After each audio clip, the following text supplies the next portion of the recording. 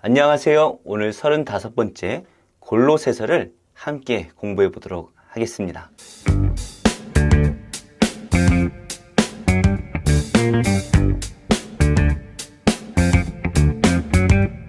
골로새서는 바울이 골로새 교인들에게 보낸 편지입니다. 이 골로새서를 이해하기 위해서는 먼저 이 골로새라는 도시를 이해하면 좋은데요. 골로새는 에베소에서 동쪽으로 160km 떨어진 곳에 있습니다. 이곳은 유럽과 아시아를 잇는 교도부 지역에 있었기 때문에 헬라인과 유대인들 그리고 아시아의 많은 다민족이 모여 살고 있었고 인구가 많고 번화한 도시였습니다. 이곳에 교회가 세워졌는데요. 사실 이 골로새 교회는 바울이 세운 교회가 아닙니다. 바울은 한 번도 이 골로새 교회를 방문한 적이 없는데요. 바울이 이 에베소에서 3차 전도 여행 동안 3년 동안 머물면서 사역을 합니다. 바로 이때에 에베소에 방문했던 많은 사람들이 복음을 영접하게 되고 이 사람들이 에베소 주위에 흩어져서 교회를 세우는데요. 바로 이 바울의 가르침을 받은 성도들이 세웠던 교회들이 히에라볼리, 라오디게아, 골로새 같은 교회들입니다. 이들은 비록 바울이 직접 세운 교회는 아니지만 바울의 가르침을 받아 세운 교회이기 때문에 늘 바울과 깊은 교제를 나누고 바울에게 가르침을 받았던 교회들이죠. 이 골로새는 에바브라라는 사람이 개척했다라고 되어 있습니다. 그렇다면 왜 바울이 골로새 교회에 편지를 보내야 했을까요? 바울이 로마 감옥에 갇혀 있는 동안 이 골로새 교회를 세웠던 에바브라가 바울의 감옥에 방문을 합니다. 이때에 두 가지 소식을 전하는데요. 좋은 소식과 나쁜 소식입니다. 좋은 소식은 이 바울의 가르침대로 교회가 복음 안에서 잘 성장하고 있다는 것입니다. 두 번째로는 이 골로새 교회에 잘못된 가르침들이 들어와서 두 번째는 이 골로새 교회에 잘못된 가르침들이 들어와서 골로새 성도들을 잘못된 믿음으로 압박을 하고 있었다라는 것입니다. 이 소식을 듣고 바울은 이 골로새 교회에 답신을 보내는데요. 바로 성장했던 이 모습은 칭찬을 하지만 잘못된 가르침에 대해서 더 큰 지혜를 얻도록 기도하고 있습니다. 그러면서 잘못된 가르침이 아니라 올바른 가르침을 바울이 전해주는데요. 먼저 잘못된 가르침이 무엇인지 2장 8절 말씀에 잘 나오는데요. 누가 철학과 헛된 속임수로 너희를 사로잡을까 주의하라. 이것은 사람의 전통과 세상의 초등학문을 따름이요 그리스도를 따름이 아니라. 여기서 말하는 철학이라는 것은 다양한 철학들을 의미하지 않습니다. 원어에 보면 그 철학이라고 나오는데요. 바로 골로새 교회 안에 침투했던 하나의 철학이 있었다라는 것이죠. 2장 8절에 나오는 그 철학은 무엇일까요? 사실 영지주의나 율법주의, 어떠한 한 철학이라고 말하기는 좀 어려운 것 같습니다. 이것이 이단인지도 좀 불분명합니다. 하지만 골로새서에 나온 그 내용에 따라 정리를 해보면 이 철학이 어떠한 내용을 담고 있는지는 우리가 유추할 수가 있습니다. 바로 그 철학은 유대적 배경을 갖습니다. 그래서 어떠한 음식을 먹거라 먹지 말아라 이런 것을 강조하고요.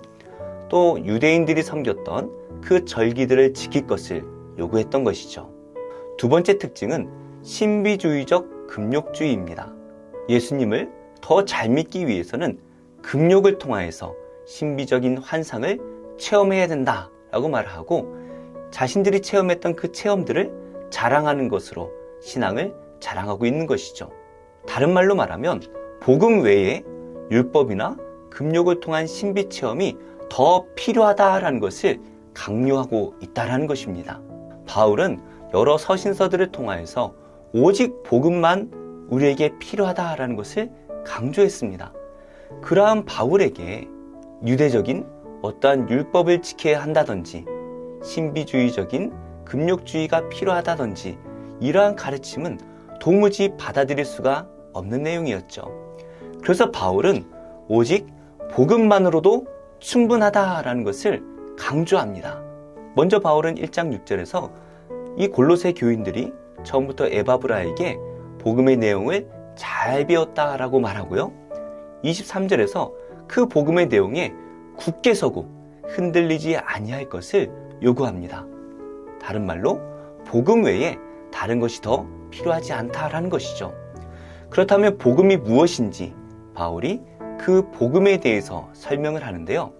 복음의 핵심은 바로 예수 그리스도이십니다. 1장 15절에 보면 그리스도는 하나님의 형상입니다. 하나님은 보이지 않으시지만 그 그리스도께서 이 땅에 오심으로 우리가 그 하나님의 형상을 보았다라는 것이죠. 그리고 그 다음 16절 말씀에 모든 만물이 이 그리스도로부터 창조되었고 오직 그리스도를 위해 창조되었다라는 것을 말합니다. 그리고 그 그리스도의 몸인 교회의 머리가 되신다라는 것을 말하고요. 우리 성도들에게는 영광의 소망이 되신다. 그리고 그 그리스도 안에 지혜와 지식이 감추어져 있다라는 것을 강조합니다. 바로 모든 복음이 바로 예수 그리스도 안에 있다라는 것이죠. 그래서 우리는 다른 것을 알 필요가 없습니다. 오직 그리스도를 아는 것이 필요하다라고 말합니다. 그래서 2장 10절 말씀에 성도는 그 안에서 충만해진다라고 말합니다. 이것은 무엇을 말하냐 하면 체험이 필요한 것이 아니고 율법도 필요하지 않다라는 것이죠. 오직 복음의 핵심은 예수 그리스도밖에 없다라는 것입니다. 그래서 예수 그리스도, 오직 그리스도를 아는 것으로 우리는 충분하다. 더 예수 그리스도를 알아가야 한다라고 말을 합니다. 그렇다면 예수 그리스도를 믿는 그 성도는 어떻게 살아가야 합니까? 3장 1절 말씀에 보니까요. 땅의 지체를 죽이라 말합니다. 이것은 바로 옛사람과 옛 행위를 버리라는 것인데요. 우리가 예수님을 믿기 이전에 그 모든 것들을 다 버리고 이제는 우리는 예수님께서 우리를 새롭게 하시는 것을 입어서 이제 새로운 삶을 살아야 한다라고 말하는데 그 새로운 삶이라는 것은 바로 모든 일을 할 때에 주님께 하듯 하라는 것입니다. 우리가 먹을 때나 잘 때나 살거나 죽거나 모든 것을 주님께 하듯 해야 한다라는 것이죠. 그래서 이 골로새서는 오직 복음으로 충분하고 복음을 믿는 성도는 복음으로 살아야 한다라는 것을 설명합니다. 이 복음은 바로 그리스도 예수라는 것이죠. 골로새서를 요약해 보겠습니다. 비록 바울이 세우진 않았지만 잘 성장하던 골로새 교회에 어려움이 생깁니다. 그래서 이 문제를 에바브라가 바울에게 가지고 왔습니다. 그 내용은 복음 외에 율법이나 신비주의적인 체험이 필요하다는 것을 강조하고 있다는 것이죠. 이에 대해서 바울은 복음으로 충분하다라는 것을 강조합니다. 바로 이 복음은 예수 그리스도이죠.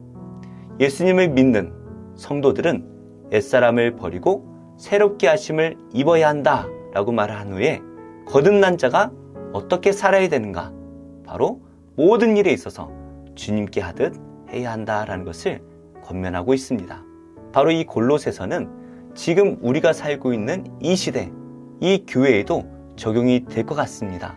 복음 외에 세상의 지혜와 세상의 요구들을 강요하는 이 시대 속에서 그리고 신비주의적인 체험을 자랑하고 있는 이 시대 속에서 오직 복음으로 충분하다라는 골로새서의 말씀은 우리에게 큰 교훈을 주는 것 같습니다. 예수 그리스도 그 한 분이면 충분합니다. 예수님을 믿고 옛사람을 버리고 주님께 하듯 살아가는 새로운 삶을 살아내는 복된 성도님들이 다 되시기를 예수님의 이름으로 축복합니다.